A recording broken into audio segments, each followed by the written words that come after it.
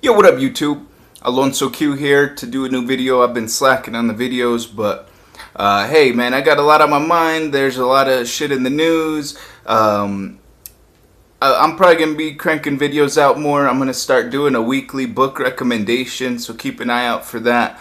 And yeah, we'll keep it moving. But so what are we going to talk about now? I want to talk about atheism for a minute.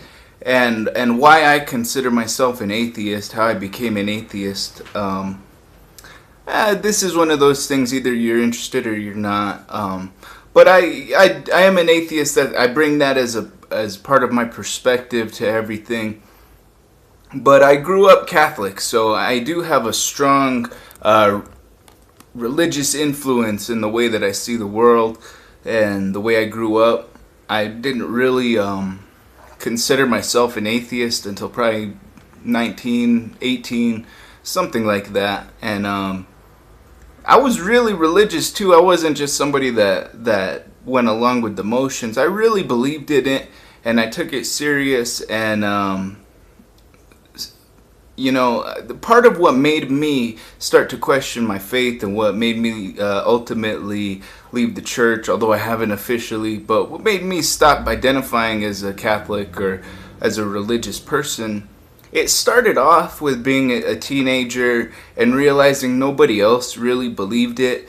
And even at church, you know, you go there and everybody's praying and you see them every week, but for what you're taught versus the way people act in practice, it made me feel like, well, all of our souls are on the line here. Aren't we all at the same risk of going to hell? And nobody's behaving like eternal fucking salvation is on the line. You know, I felt like, wait, our souls are on the line. How come anybody would even risk some of this behavior? And you know, premarital sex or whatever it is, you know, why would you risk these behaviors that when your eternal soul's on the line? So that was a big part of it, you know, like especially the war. You know, I let's see, 2003, I hadn't started high school yet, so we're just getting in getting into the heat of Iraq and Afghanistan when I was in high school. And you know, I felt like I couldn't wrap my mind around war, especially this kind of weird war where it was a war on terror and we weren't fighting against a country. It was like a really weird thing. I didn't get how it matched up with the Constitution or what I understood about American history. It just didn't make sense to me, this war, and I didn't get how people could go fight in this war because Jesus was such a pacifist, and most of my worldview is shaped off of the example of Jesus in a lot of ways. So I couldn't understand how people would join the military, and then how these people would be celebrated by the community for serving in the military, when to me it felt like, well, you're getting a paycheck to go fight, and where in the Bible does it say that's okay, you know? That felt like a violation of my religious morals to support the war and to support people that go to war. It just didn't seem right at all to me, and that was a big part of it. Like, the whole community is just there, and you know, they weren't like speaking out against government injustice, and nobody, like, you know, it just seemed like nothing in practice matched up with the way people talk about Jesus and the way people talk about what it means to be a good Christian. I just didn't see it in the community.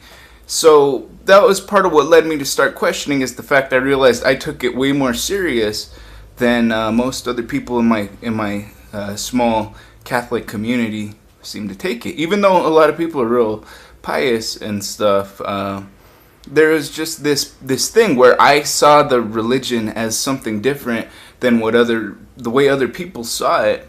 And I was, you know, I felt like, how do you not interpret this the same way that I do? And nobody did, and that was discouraging to me. And also, I was always a very nerdy person. I didn't have a lot of friends, and I watched a lot of TV, and I liked, you know, Bill Nye and Magic School Bus, and then I got into science, and I was like always a real science and math and fact-focused person. So I just was good at rationalizing and saying how the world of science fits in with my world of Catholicism and the way I see things. And, just jumping through hoops to make my beliefs fit. And, it wasn't until I was getting older and by the time I got out of high school, I've been questioning it long enough where there was just different things, like I started learning more about the history of the Bible and the stories and how some of them were influenced from stories that came before, and just the idea of the historicity of the Bible, how much of it is true and how much of it is made up, and the history of the church too. A big part of it was learning more Chicano history and understanding things like the requerimiento, which was a decree by the Pope that I forget if it was the Pope or the crown of Spain, which the crown was a Catholic crown. So it was this statement that Indians who didn't accept Catholicism were subject to slavery or punishment or whatever, like basically if you don't, you're a human or you have rights as long as you accept our religion. And that just, learning stuff like that, it made me realize, well, what's the difference between Catholicism and these pagan religions that the Indians had, and what makes our religion better than these guys' religion? And so for a long time I'd had that attitude, like pagan beliefs are just as legitimate. I didn't have no beef. Maybe it's part of just growing up in America and really valuing the religious freedoms that we have here. I always felt like, oh, the pagan religions, that was wrong what the Spaniards did to them. And obviously it led to wars like the Pueblo Rebellion and other wars throughout the history of Spanish colonialism. But the more I learned about it, it's like it is sort of all or nothing with the church. I can personally rationalize why I think it's okay for these people to believe their pagan beliefs, but the church says they're gonna go to hell. And so there comes a point when you gotta come to terms with that and realize, okay, well, I can believe what I want, but as long as I'm subscribing to this belief system, I can't pretend like I'm a Catholic when my views of the Catholic Church don't align with what the Catholic Church believes for itself. And just these little things like that, miracles, like all these people become saints by supposedly performing miracles, but who's really out there performing miracles? One of them is Juan Diego, who actually, when you get confirmed in the church, you have to pick a patron saint. And I picked Juan Diego because he's the Mexican patron saint, and he had actually just been beatified. Is that the word?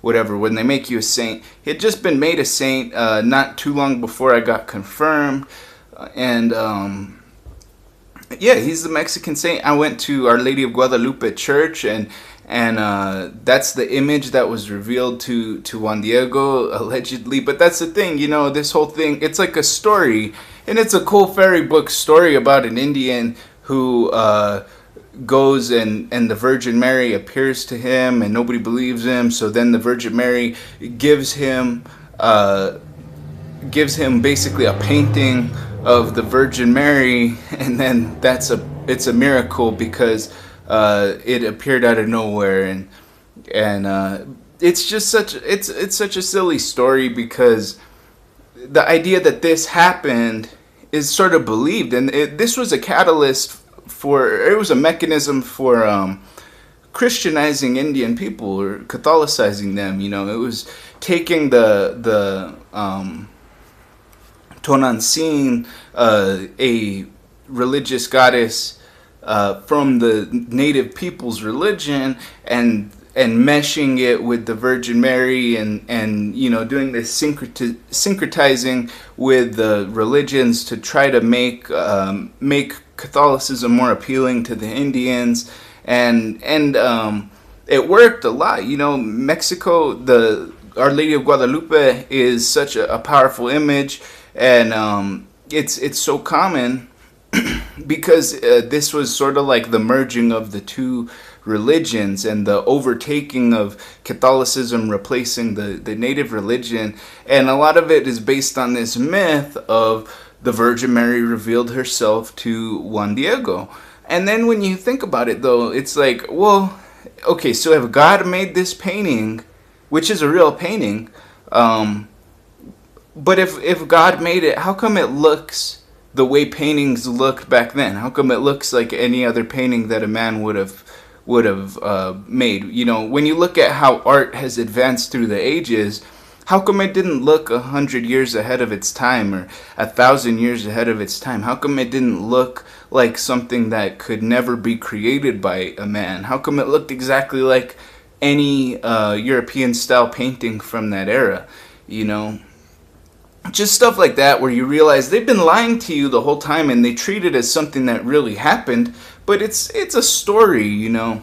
And I guess I've always been into poetry and language, so I've always appreciated metaphors, and I guess that's how I was able to rationalize being a religious person and being a very scientifically minded person, because I saw it as a metaphor, and I still like to use God as a metaphor for the universe. It's handy. I'm probably more in line with like the deists of the founding of our country, but really, you know, I consider myself an atheist because I called myself an agnostic for a long time, because, you know, there's some spirituality that I think can have a benefit, and there's a purpose to religion, and there's, you know, there's a mystery to this world, and you know, it's hard to wrap your mind around it. So it's hard to say there's no God. But now I call myself an atheist because it's a matter of religious freedom, you know, and I figure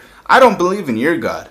That's what it comes down to. Whether you're Muslim, whether you're Christian, I don't believe in your God. I don't believe in your holy book. I don't think that God wrote the Bible. I don't think that God talked to Muhammad. I don't think he revealed stone tablets to Joseph Smith. You know, I don't believe any of that stuff. And that's all atheism means, is a lack of a belief in God. So I don't believe in your God. So that's why I say I'm an atheist. Because even if I were to say I believe in some kind of God, that's my own metaphor. It's not going to be the same as what you believe in. So if I even say I believe in God or I'm religious, then you're just going to tack that onto what you already believe. But no, I don't believe in your God. That's what it comes down to. So, you know, what's funny is in a lot of ways you could say white guilt turned me away from Christianity, because just seeing how Spaniards treated the natives when they got here regarding religion, and made me feel like, man, that's my history there. And then also the scandals of the church. They sort of downplay it when you're in the church, but then when you sort of disconnect yourself and look at it from the outside, you see that the church really did cover up a lot of crime, and they haven't repented for that. You know, for as many years as I felt like my soul was on the line, like I could go to hell for any little thing, these guys were relocating priests. They should have been publicly humiliated and excommunicated, but they weren't. And so stuff like that, the actions of the church in the present and throughout history, mixed with the, you know, historical fictions and all that, and it just led me to a point where I couldn't rationalize it anymore. I started calling myself an atheist, and I still do, even though I still look at the world in a lot of ways through the lens of how I grew up as a Catholic, and really believing in the words of Jesus. Jesus influences me probably more than anybody else, because it's, you know, what I grew up on. But yeah, so I'm sort of you don't fit in when you're a Hispanic atheist. You're sort of expected to go along with the whole Catholicism thing.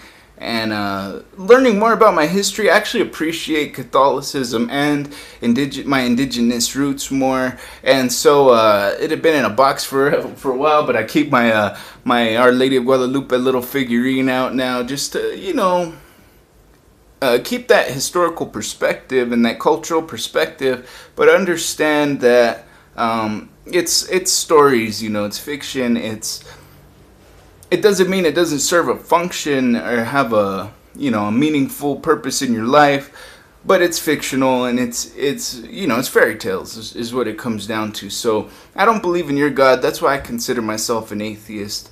Do you consider yourself an atheist, and has that created a problem for you? I mean, personally, I don't talk about it with my family. I don't like to bring it up because a lot of people believe in God around here, so I don't even really talk about it except the people that I know are not religious.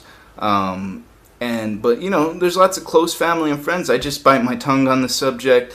You know, is it like that for you? And the other thing why I identify as atheist and why I think that's important is because there needs to be atheist voices fighting for religious freedom. And that's what makes this country a beautiful fucking place, is the, you know, religious freedom, freedom of speech, basic fundamental human rights like that. So I think my place in this world is to fight from the skeptical position, from the atheist perspective. And so that's what I'm going to do. And that's part of what this channel's about, is to be skeptical and to be that odd one out, you know, because it sucks when you don't have the same beliefs as, you know, like, I'm not brown. I don't speak Spanish. A big part of what connected me to my culture was my religion, and that was a big part of why I didn't want to give it up. You know, it's like the last little bit holding on to it as New Mexico has faced Americanization and become modernized, especially in the last generation, and it's that last little remnant of the past trying to hold on to it. And so it's tough to let go of that religion when that was my tie to my culture, and then, you know, it caused me a lot of issues internally and emotionally. Like, I'm disconnected from everybody. But, you know, that's why it's important to speak out, and that's why I'm putting this online, to say, you know, you're not the only Hispanic atheist out there. Other people don't believe in God. Other people are skeptical. Other people want to form their own worldviews and believe what they want to believe. And I very much believe in religious freedom. Probably, like most atheists, I'm a dick sometimes about religion to make a point. But at the same time, I really do respect people's religious freedoms, because that's the only way forward, is to accept people's religions, and, you know, don't let them be like these religious right fools that want to legislate their religion, or these Sharia fools who want to legislate their religion. That shit is, you can't tolerate it. But religious freedom is important, so I'm always gonna fight for that. Even as a atheist, I don't want to see religion banned. I just want people to be more critical of what they believe and why. And I think my voice is more powerful if I'm just open about the fact that I don't believe in the God that you believe in. So tell me what you think. Thanks for watching. Like, subscribe, keep an eye out. I'm going to keep talking about religion. I'm going to keep talking about race. And I'm going to keep talking about politics. All the things you're not supposed to talk about. Somebody's got to talk about it, so might as well be me. Peace and love, gente. I'll catch you next time.